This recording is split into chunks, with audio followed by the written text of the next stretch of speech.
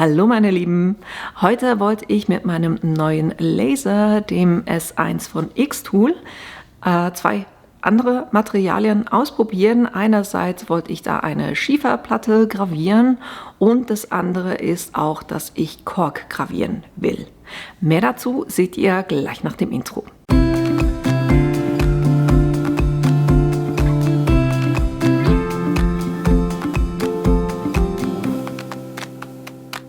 Die beiden Sachen, die ich gravieren will, sind die hier. Ich habe eine runde Korkplatte, weil da kann ich euch auch gleich zeigen mit dem Kreuz, ne, wo ich die Sachen orientiere, wie ich das bei runden Sachen mache. Und dann eine Schieferplatte, da will ich ein Design im unteren Bereich haben. Und natürlich wie immer, ne, wenn ich neues Material verwende mit einem neuen Laser, dann mache ich mir auch ein Testraster. Da gucken wir uns zuerst das Kork an. Das Ergebnis sieht so aus und Kork ist etwas, wo ihr echt nicht hochgehen müsst mit dem Power. Also ich bin hier von Power 4 bis 8, ne? Also wirklich im tiefen Bereich drin, weil das verwirrt euch sonst und das ist echt kein schönes Ergebnis. Von der Geschwindigkeit bin ich von 160 bis 200 hoch. Und habe aber auch nur 80 Linien anstatt der 100 Linien, die ich normalerweise verwende. Und so kann ich mir das Ergebnis angucken und ich versuche natürlich eher von der Geschwindigkeit im oberen Bereich zu sein, weil geht dann auch schneller.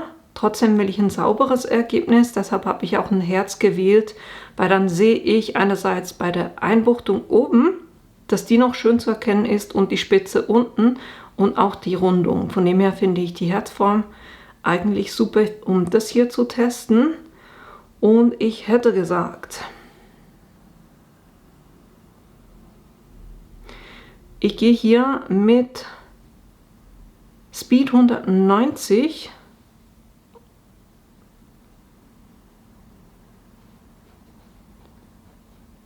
ich gehe hier mit Speed 190 und Power 7.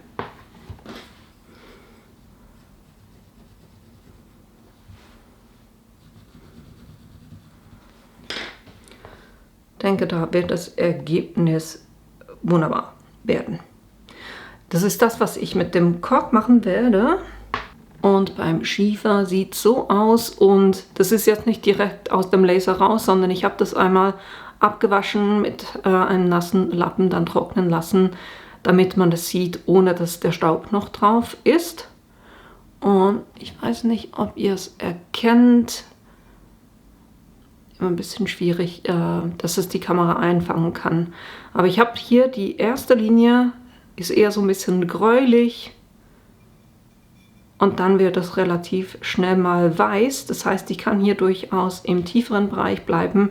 Ich bin von Power 10 bis Power 40, war eigentlich zu hoch. Aber ich würde sagen, bei Power 16 und Speed 264, damit werde ich lasern. Das Schöne ist, ihr könnt natürlich auch zwei verschiedene Einfärbungen machen. Wenn ihr wollt, dass eines mehr hervorgehoben ist, könnt ihr eine tiefere, eine stärkere Gravur nehmen. Und wenn ihr was haben wollt, was dann heller ist in diesem Design drin, eine tiefer geht von der Power her. Und für die, wo das neu ist, je schneller ich fahre, desto weniger lang bleibt er an einer Stelle, desto weniger stark ist die Gravur, desto mehr Power ich habe, desto stärker wird die Gravur.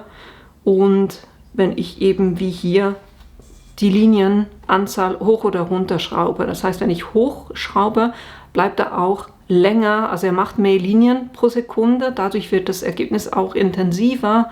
Und wenn ich runtergehe, dann wird das Ergebnis ein bisschen weniger intensiv und eben beim Kork, weil der relativ schnell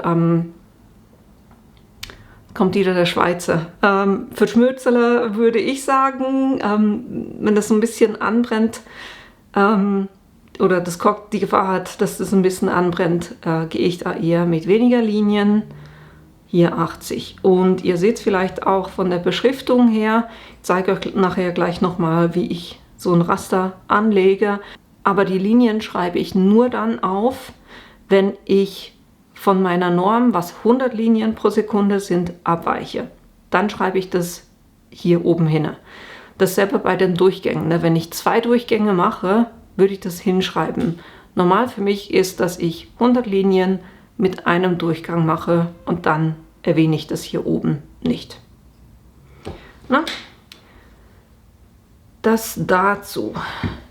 Jetzt habe ich mir 2 Designs rausgesucht, schon für die beiden, aber wir gehen jetzt erstmal auf den PC rüber, damit ich euch zeigen kann, wie ich solche Raster anlege, weil ich habe die so ein bisschen angepasst noch von dem, was Standard ist, um auch ein bisschen Zeit zu sparen, aber das gucken wir uns kurz an. Wenn ich so ein Raster anlege, gucke ich mir jeweils an, was für eine Form macht am meisten Sinn. Wenn ich zum Beispiel Holz ausschneide oder Holz graviere, mache ich hier meistens einfach ein Rechteck. Wenn ihr auf die Shift-Taste drückt, dann wird es proportional größer und kleiner. Und in der Regel gehe ich hier auf 1 cm und sage dann hier zum Beispiel gravieren. Ne? Wenn ich jetzt aber eben wie beim Kork zum Beispiel, habe ich eben Herzen genommen, da habe ich eine Herzform eingefügt. Habe der dann auch gesagt, dass das 10 cm sind und mal auf Flächengravur gesetzt. Das heißt, abhängig davon, was euer Ausgangselement ist, wenn ich nichts ausgewählt habe, habe ich hier oben diesen Menüpunkt gar nicht zur Verfügung. Wenn ich ein Element ausgewählt habe, dann kann ich hier Materialtestgruppe auswählen. Jetzt kann ich hier jeweils sagen, das Maximum, das Minimum, wie viele Spalten, wie der Abstand sein soll zwischen den Spalten. Nehmen wir jetzt zum Beispiel das Schiefer. Da bin ich von der Leistung her auf maximal 40 und minimal 10, habe aber 6 Spalten genommen. Abstand habe ich so gelassen. Geschwindigkeit bin ich, das höchste war 300, das mindeste war 120 und auch hier habe ich 6 genommen. So kann ich dann sagen, okay. Jetzt sieht das Ganze so aus und wenn ich da versuche, den Text anzupassen, geht es nicht. Das heißt, ich muss hier zuerst die Gruppierung aufheben, dann kann ich das auch anpassen. Das heißt, hier oben sage ich dann einfach Xtool S1, damit ich weiß, mit welchem Laser, weil ich habe ja auch schon Testobjekte für den M1. Und dann habe ich hier gesagt Stone Coaster. Und weil ich da eben nicht von der Norm abweiche, das heißt Linien 100 und Durchgang 1, schreibe ich da auch nichts weiter hin. Dann auf der Seite wird Speed angezeigt. Jetzt will ich nicht, dass ich das hier jeweils lasern muss, sondern ich gehe da jeweils auf die Zahlen rein und gebe einfach ein S vor die Zahl. Dann weiß ich nämlich auch, auf der Seite ist ganz einfach Speed. Geht dann auch ein bisschen schneller, wenn ich diese zusätzliche Zeile nicht auch noch lasern muss.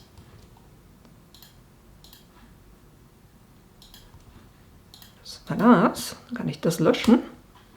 Und hier unten mache ich Power.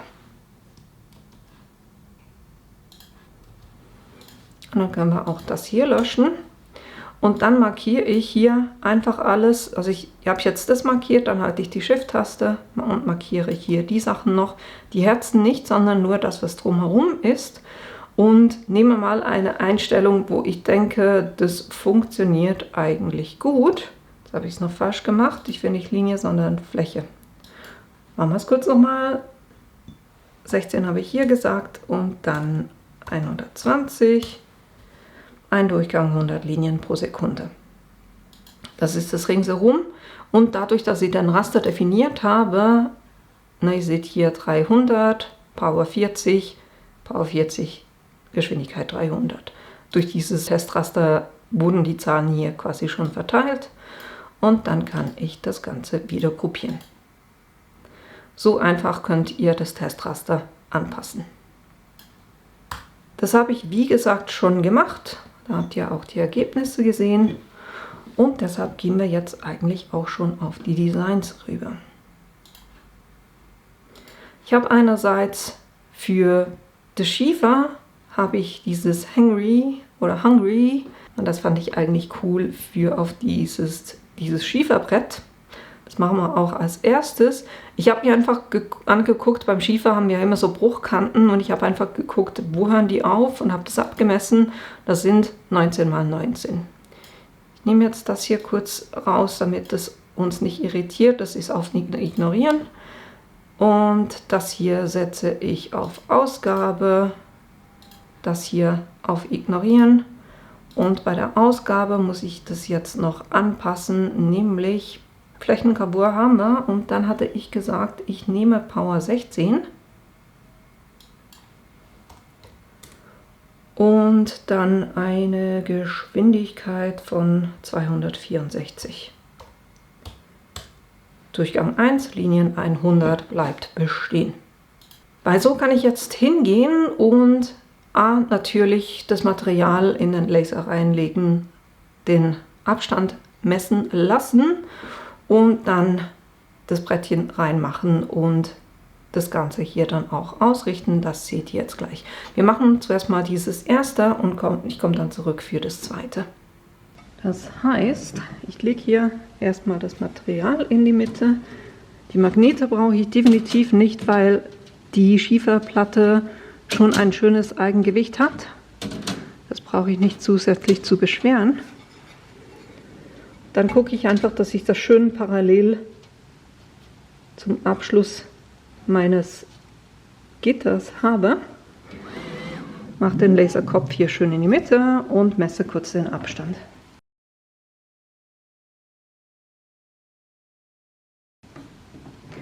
So, jetzt bringe ich den Kopf in die Ecke. Ich habe gesagt, wir haben hier Bruchkanten und ich habe von Ende der Bruchkante bis zum anderen Ende habe ich 19 cm gemessen und das ist in etwa hier. Da wird mein Start sein. Weil was ich auf dem PC jetzt gemacht habe, ich habe ja ein Feld von 19 mal 19 cm eingegeben und das einfach aufgrund dessen, dass ich das Design hier unten haben will und nicht komplett in der Mitte. Wenn ich es in der Mitte haben möchte, könnte ich die 2-Punkt-Abmessung machen, dass ich hier oben messe und dann hier unten messe. Aber ich habe extra eben auf dem Arbeitsplatz ein Quadrat von 19 mal 19 cm angelegt und den Spruch dann in diesem Quadrat drinnen so platziert, wo ich das dann auch hier drauf haben will. Und so kann ich einfach hier oben eben die Ecke abmessen und dann auf dem PC mein Quadrat zusammen mit dem Spruch einfach auch in diese Ecke legen.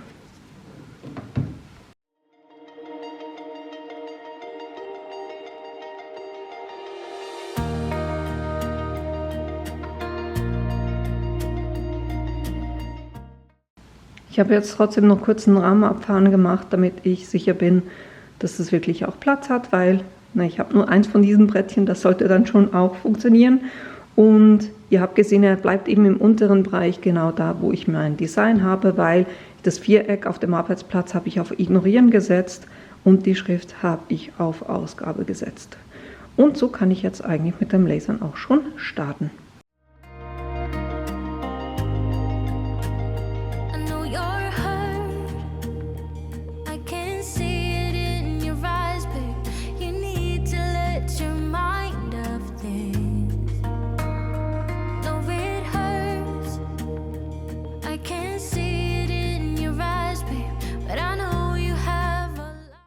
Und so habe ich schon mein fertiges Ergebnis.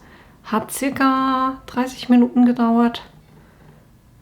Im Vergleich beim M1 war ich bei einer ähnlichen Größe bei 1 Stunde 15, aber das hängt natürlich auch immer damit zusammen, welche Einstellung ihr wählt, wie schnell ihr das lasert. Für mich eine absolut akzeptable Zeit, um dann so ein cooles Brettchen zu haben. Ich finde es Hammer. Und ich finde vor allem den Spruch cool und das habe ich euch gar nicht gesagt. Ich habe beide Sprüche von Creative Fabrica. Ich sehe gerade, dass ich da meine Batschen noch wegputzen muss. Gut. Ignoriert es einfach mal.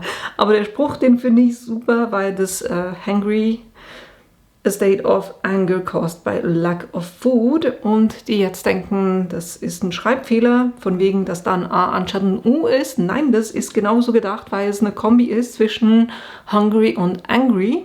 Das heißt hungrig und wütend. Und genau das sagt es eben, von wegen, das ist ein Zustand von Wut herbeigeführt durch den Mangel an Essen. So, ne? Finde ich einen coolen Spruch, so als Brettchen für den Esstisch. Das war das erste.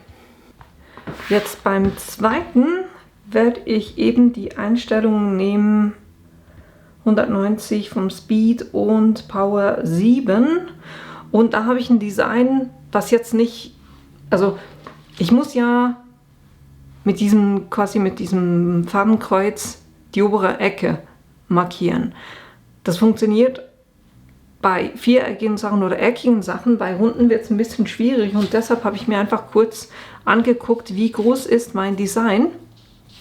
Das ist 12 cm in der Breite, 13 cm in der Höhe und habe mir einfach ein Kopierpapier kurz ausgeschnitten, weil so kann ich das einfach mittig hinlegen, nachdem ich die Höhenmessung gemacht habe und dann das Fadenkreuz ganz einfach hier oben hinlegen und so quasi das Design. Also ich kann auch eine 2-Punkt-Messung machen, das heißt hier oben plus hier unten in der Ecke. Und wenn es gemacht ist, kann ich das Papier wieder wegnehmen und den Laserauftrag geben, respektive das Motiv eben genau da dann auch im PC platzieren und dann eigentlich auch schon loslegen. Aber anstatt dass ich euch das versuche hier zu erklären, gehen wir ganz einfach über den PC und dann kann ich das gleich machen. So, das war hier mein altes Design. Da schiebe ich mal beiseite und setze das auf Ignorieren. Brauche ich gerade nicht mehr. Und dann nehme ich hier dieses Design rüber.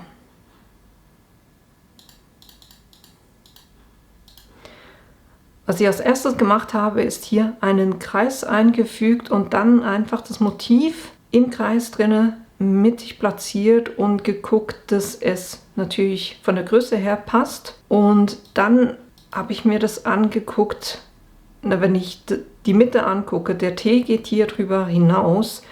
Eigentlich sind die beiden Punkte, definieren so ein bisschen die Mitte von diesem ganzen Design. Und ich habe dann einfach geguckt, von diesem Punkt zu diesem Punkt sind es 12 cm und von hier ganz oben bis hier unten sind es 13 cm. Genauso habe ich dann ein Viereck gemacht und das so ein bisschen da platziert, wo der Spruch ist. Und visuell versuche ich hier und hier und hier und hier in etwa denselben Abstand zu haben. Ich markiere jetzt kurz das Viereck plus den Kreis und sage hier mittig ausrichten, weil das genau das, was ich nachher mit dem Papier machen werde. Ich werde das mittig auf das Korkbrettchen legen.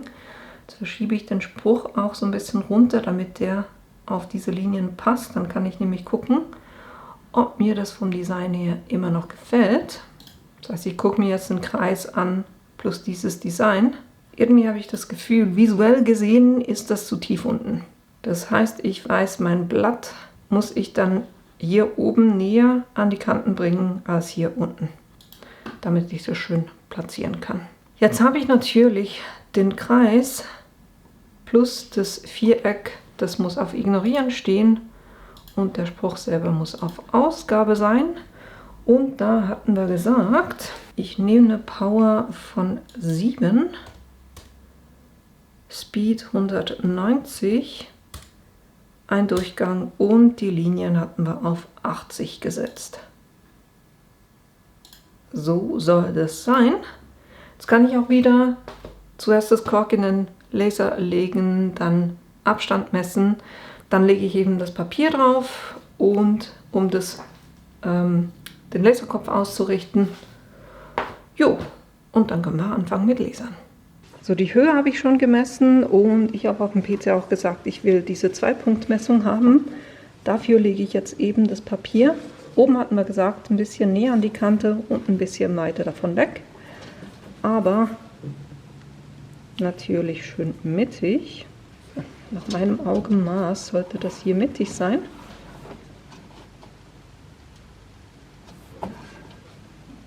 kann ich hier den Laserkopf nehmen. Sehe ich nämlich auch schon, ob das Ganze gerade liegt. Jetzt ist er hier oben und da kann ich sagen, erste Messung. Dann gehe ich runter.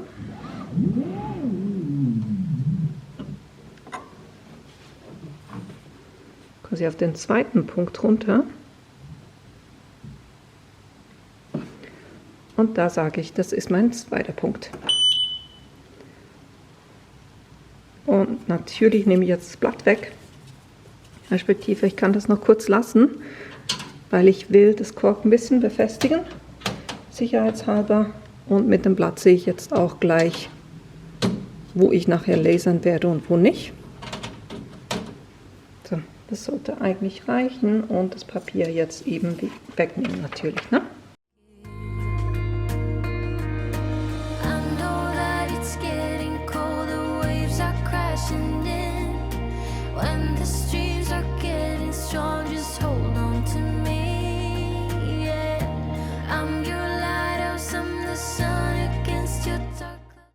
Der Spruch ist super geworden und eben, es ist nicht verbrannt, sondern es ist wirklich schön auf der Oberfläche. Aber das ist eben bei Kork, ihr müsst es nicht reinbrennen, sondern es reicht eigentlich, wenn die oberste Schicht gelasert ist. Ihr werdet jetzt sehen, dass das Platzieren nicht funktioniert hat. Schöner Anwenderfehler, weil ich habe alles wunderbar gemacht und dann habe ich vergessen, als ich das Viereck festgelegt hatte, dass ich mein Design dann auch in dieses Viereck rein platziere.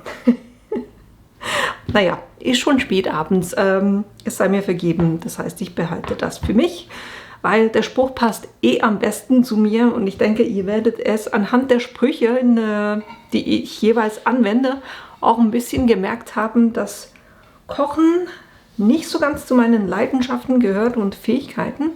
Backen überhaupt kein Thema. Ich kann wunderbar 20 Stunden an einer dreistöckigen Hochzeitsjubiläumstorte mit Rosen, selbstgemachten Rosen und alles, ne, kann ich alles machen. Aber Kochen ist nicht meins. Von dem her passen die Sprüche auch wunderbar in meinen Haushalt. Und da kommt er auch hin. Und das wird mir auch eine gute Lehre sein fürs nächste Mal, dass ich daran denke, dass ich das Design auf dem PC dann halt auch dahin nehme, wo ich diese Box abgefahren habe. Aber naja, solche Sachen passieren.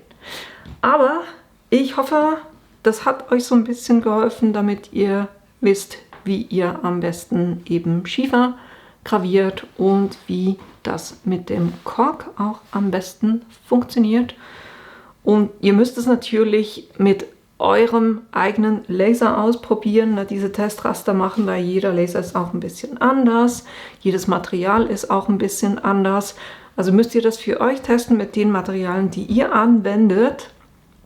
Und ich habe hier natürlich auch den Air Assist laufen lassen und speziell bei dem habe ich den Filter komplett aufgedreht, damit da wirklich nichts anfängt zu riechen. Und wie immer, ich stehe immer beim Laser nebenbei, haben beide Elemente, ich glaube, das war 30 Minuten und das ungefähr 20 Minuten. Trotzdem, ich stehe nebendran und gucke da, dass nichts passiert. Ne? Jo, aber das war auch schon das, was ich euch für heute zeigen wollte, nämlich wie ihr Schieferplatten gravieren könnt und wie ihr Kork gravieren könnt. Ich hoffe, euch hat das Video gefallen, dass es hilfreich war für euch und dass ich euch in einem meiner nächsten Videos wiedersehe. Bis bald!